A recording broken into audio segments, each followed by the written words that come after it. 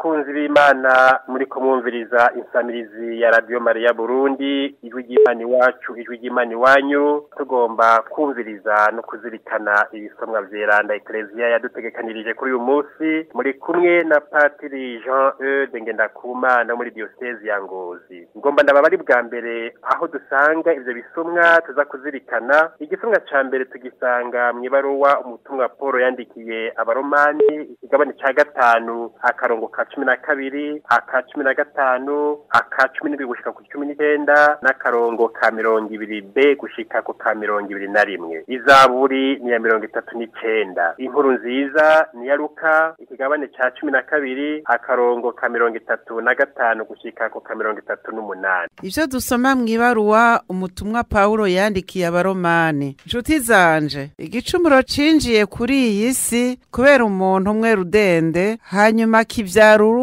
urupfu narwo rukwira mu bantu bose kuko bose bacumuye. Ariko ivy'ingabirano ntibimeze nk'ivy'igicumuro. Uko isinzi ry'abantu bapfuye kubera igicumuro c'umwe, niko n'urukundo rw'Imana narwo be n'ingabirano yatanzwe kubera imbabazi z'umuntu umwe Yezu Kristu zarushirijeho na kure gusagarara mu bandi isinzi. Nanone ko ikibi c'umwe catumye urupfu rwiganza kubera uyo muntu umwe musa, hari akantu abakiriza yompi ingabirano y'Imana n'ubutungane kubera uyu umwe Yezu Kristu bazoganza mu buzima. None rero nguko igicumuro c'umwe cakwegeye abantu bose igihano, niko n'igikorwa gitunganye c'umwe cazaniye abantu bose ubutungane bubagira bazima. Nguko ubugaba bw'umuntu umwe bwatumye abantu isinzi baba abanyakabi, niko n'ubugamburutsi bw'umwe bwakijije abantu isinzi bakaba intungane. Aho igicumuro cagwiriye niho n'inema yarushirijeho kugwira, kugira ngo nk'uko igicumuro cari ciganje mu rupfu aba ariko inema iza kwiganza kubera ubutungane, ngo baronke ubuzima budahera ku bwa Yezu Kristo mukama wacu. Iryo ni ijambo ry'umukama.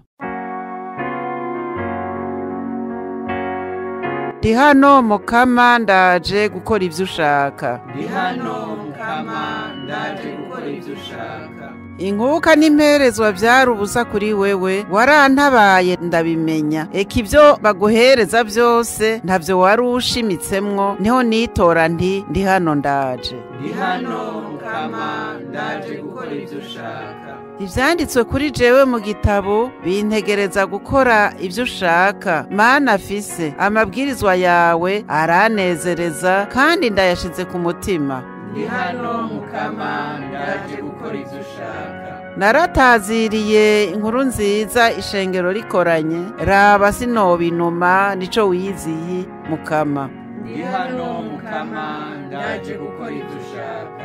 Abakurondera bose nibanezerwe bahimbarwe muri wewe, abakuzeye kurukiza nibame bavuga bati Imana niyo nkuru. Ndi hano mukama ndaje gukora ivyo ushaka.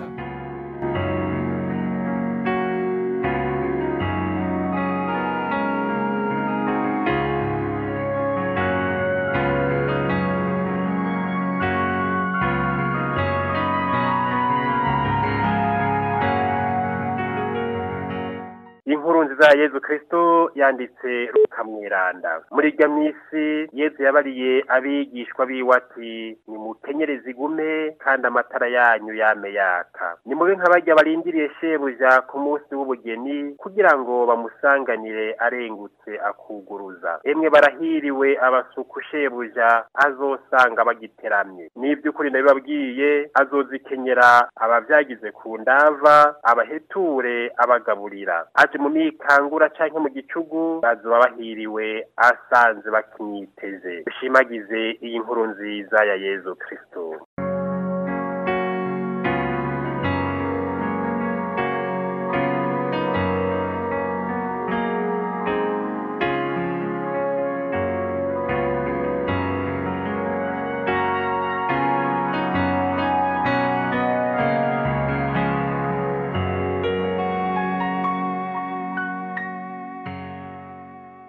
bakunzi b'Imana abari hafi mu Burundi n'abari kure batwumviriza kuri bwa buhinga bwa none internet www.radiomaria.org listening. Muri kumwe na Patiri Jean Eude Ngendakumana muri diocese ya Ngozi, tukaba tugomba kuzirikana ibisomwa vyeranda duhejeje kumva. Mu gisomwa ca mbere twakuye mw'ibaruwa mutumwa Paul yandikiye abaromani, twumvise ingene atubwira ko igicumuro cavuye ku muntu umwe, none urukiza rwahavuye kandi ruva ku muntu umwe, kandi akatubwira ati aho igicumuro cabaye ndanse niho inema yahavuye nayo nyene yiganza. Bakunzi b'Imana, igicumuro cavuye ku muntu umwe nk'uko tubizi mu gitabo c'amamuko, aho atubwira ingene umuntu wa mbere Adamu mbere ari kumwe na Eva bahavuye bagarariza Imana, kiba igicumuro gifashe umuntu wese icitwa umuntu, igicumuro c'inyanduruko. Ariko Imana mu rukundo dufitiye yahavuye iturekera ngaho, yarahavuye irarungika umwana wayo araza kugira ngo adukize, aba isoko ry'urukiza rw'abantu bose atanumwe avuyemwo. Urwo rukiza ruca rukwira bose, kandi Yezu yaje kugira ngo akize bose, yashanje amaboko ku musaraba atanumwe akuyemwo ngo bose bakire. Nico gituma urwo rukiza dusabwa kubandanya tugerageza kuraba yuko uwakijijwe atohava asubira gukoroka ngo agwe muri ca kinogo, agwe muri ka kaga twarimwo. Bakunzi b'Imana, Paul Mweranda agereranya canke atandukanya Adamu na Yezu. Turashobora kubandanya mbere tuvuga mu bwuzure bwa kera, abantu baza bagereranywa mu bwuzure bushasha, tubona ingene urupfu canke igicumuro cari caje, ariko urukiza rugasubira rukaza kubera Imana munyagongwe. Adamu yaracumuye, Yezu aza kosora iryo kosa, aba Adamu mushasha, aba isoko ry'urukiza. Eva nawe nyene yaje ari isoko ry'urupfu mu kugarariza, ariko Mariya mu kuvuga ego ivy'Imana yashatse kuvuga kuri je gukora kuri je ndavyemeye, ari isoko ry'urukiza rw'abantu bose. Hanyuma turibuka inzoka yakomora abanyisirayeli, hanyuma Imana ikavuga iti manika inzoka isa nabo, aciye kuri Musa. Hanyuma iyo nzoka yamanitswe, Yezu Kristo aba ikimenyetso cy'iyo nzoka yamanitswe mu gihe tumuhanga ku musaraba, turangamiza umusaraba yamanitswe ko urukiza turaronka, tugakomorwa, tugatimburwa canke tugakizwa igicumuro kije kivuye kuri ya nzoka. Turabona abari barwaye imibembe ingene Yezu yahavuye akabakiza, akaturonderera konfessionari, isakaramento ry'ikigongwe riza naryo ridukiza imibembe. Hari nk'isiguro y'igicumuro kibi gikura mu bantu, ariko Yezu akatusubiza mu bantu muri konfessionari. Murabandanya muzirikana ubwuzure bwa kera, muraba ingene aho umuntu yagiye arakoroka agwa mu kabi, ingene Imana mu bwuzure bushasha yagiye iraza imuvyura, imuronkera inzira z'urukiza, akaronka uburyo mbere kubahuka agahanga ijuru. Bakunzi b'Imana, nkuko nabivuze, uwamaze kurokorwa na Yezu Kristo ntaheza ngo ace asinzira ngo biraheze, kuko kuba twarakijijwe igicumuro cy'inyanduruko ntitwakijijwe impengamiro yo kugwa mu kabi, kandi iyo mpengamiro yo kugwa mu kabi ishobora kudukura mu rukundo rw'Imana, tukaba tubaye abapfu, kandi abapfu ntibaheza ngo baje mu ijuru, bapfuye ku mutima,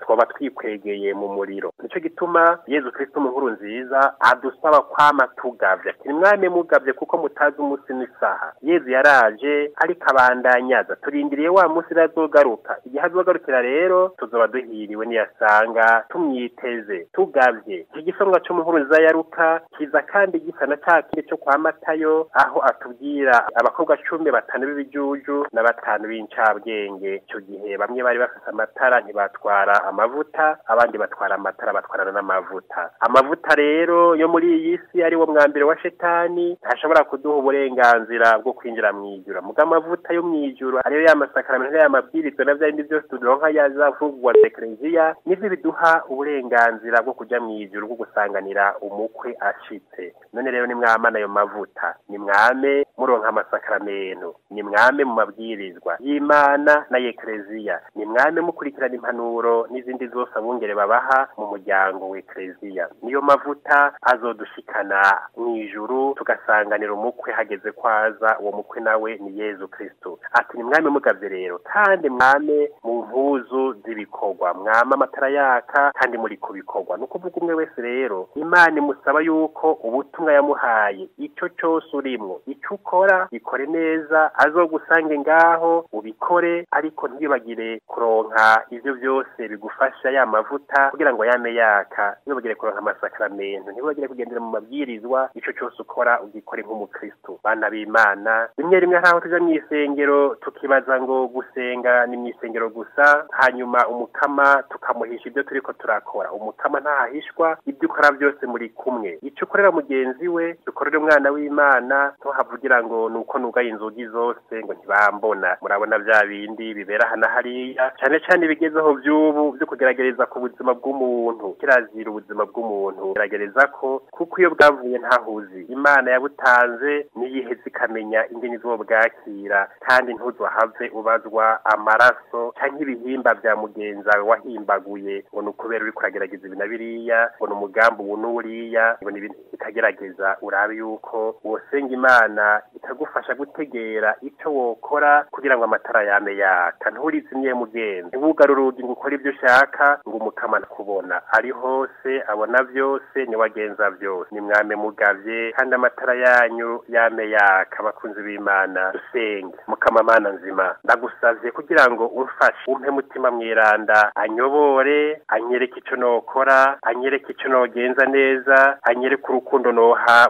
mugenzanje. Ati ndibaza gukora neza, ariko kenshi ngasanga nkora ivyanje. Ndipfuza gukora ibyo ushaka, ariko ngasanga nikorera iby'iwanje. Ndipfuza gukunda mugenzanje, ariko ngasanga nije niyikunda muri we. Nije nironderera akanyamuneza muri we ubuzima sindabumuhe. None bakunzi b'Imana, Imana idufashe, nawe igufashe, twese twame tugavye, kandi twibuke yuko igicumuro twavuyemwo tutogisubiramwo. Dusubire gukoroka, kuko umukama yaje kugira ngo adukize, atuduze kandi adushikane ku rugero rw'Imana. Hamwe tuzoshika tugasanganira umukwe, natwe tugasanganirwa kuko twakoze neza. Kw'izina rya Data n'irya Mwana n'irya Mutima Mweranda, amen. Murakoze. Nimwumvirize ijwi ryanje, nzabimpa